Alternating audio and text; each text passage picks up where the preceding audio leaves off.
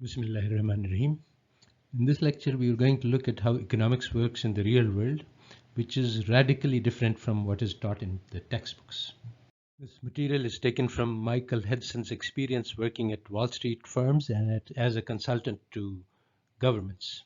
Michael Hudson's first job was at Wall Street at Chase Manhattan Bank, and his job was to evaluate the ability of Latin American countries to pay back their loans.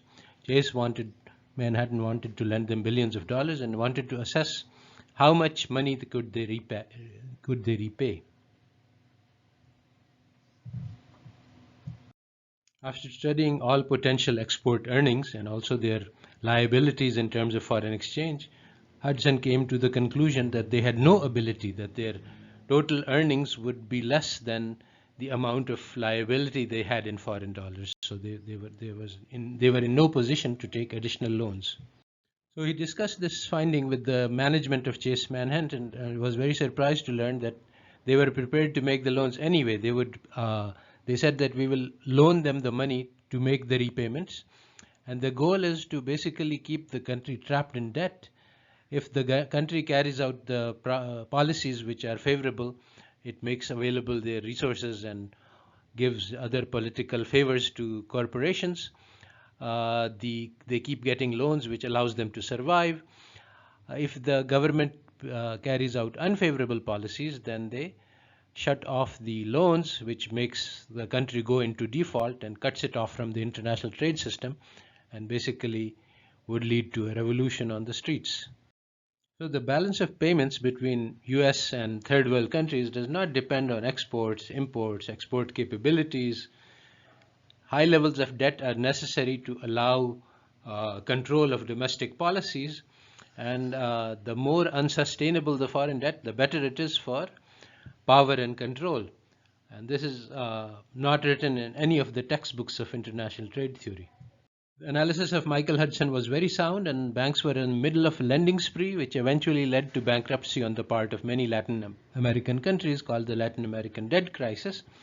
But the banks in the USA which made these loans were bailed out using an enormous bailout package, which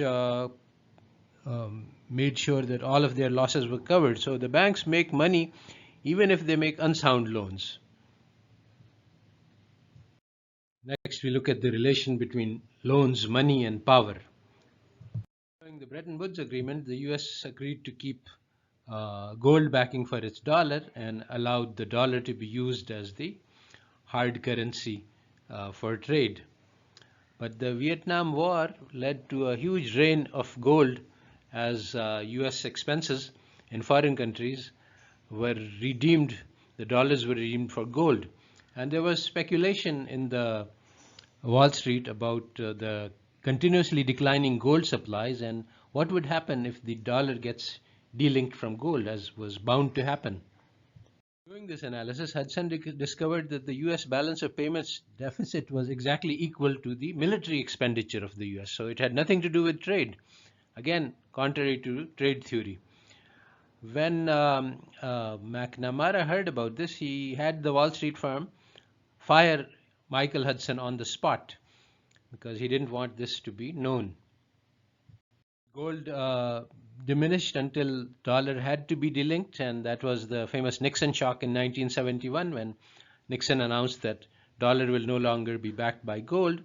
Everybody was concerned about what would happen, but Michael Hudson had foreseen that in this event, what would happen is that central banks would still need hard currency reserves, and gold no longer being the option, they would hold US Treasury bills, mainly because these were available in vast quantities, because US was the only country which was running huge deficits sufficient so that it had to finance this deficit by printing T-bills, and everybody else wanted these T-bills. So in effect, US can print any amount of money it wants, and all of the central banks in the world are willing to cover the deficit by buying these treasury bills and using them for their reserves.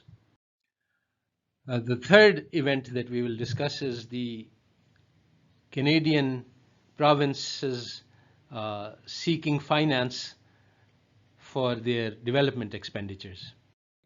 Hudson was called to Canada to advise the government about raising money to finance the expenditure of the provinces. Previously, Bank of Canada had been done an excellent job using correct monetary theory, but recently, so at that time, private banks had acquired a lot of political control, and they pressed the government to borrow from the private banks instead of having the government print money. And they even suggested that they would help the provinces to borrow money in Deutschmarks and in francs and Swiss francs, which would enable the provinces to save money on interest rates. When Hudson analyzed this proposal, he was very puzzled because the state provinces would issue bonds which would be purchased in francs. They would take these francs to the government, and the government would print money to buy those francs. And then they would be stuck with a foreign currency liability. While this was being done, the Canadian dollar depreciated by quite a lot because they were using Canadian dollars to buy foreign currency. What Michael Hudson asked is, instead of going through all this rigmarole, if Canadian government is going to print money, why give it to French and German and Swiss investors? Why not just print money and give it to the provinces at whatever desired rate of interest? There was a high-level meeting to discuss Hudson's suggestion. At this meeting, the banks were very insistent on their solution, and they said that basically banks and financial institutes are honest. In fact, their dishonesty is known all over the world. They brought in a priest who told the government that it was the Hitler financing government by printing money that led to hyperinflation, and that led to the Holocaust. And so basically what they said was that governments are corrupt and dishonest, and they don't deserve the chance to print money, and instead the governments should borrow from banks. So Michael Hudson forecast the Latin American debt crisis, and he came to the conclusion that the only solution to such debt crises is forgiveness of debt. And today the private banks have enslaved the US students. They have given them $1 trillion worth of debt, and they will be working all their lives to pay off this debt. So basically the solution is debt forgiveness. But Michael Hudson found that he could not make anyone understand this. So then he went into the study of history of debt and how this current very strange and very crazy system has emerged.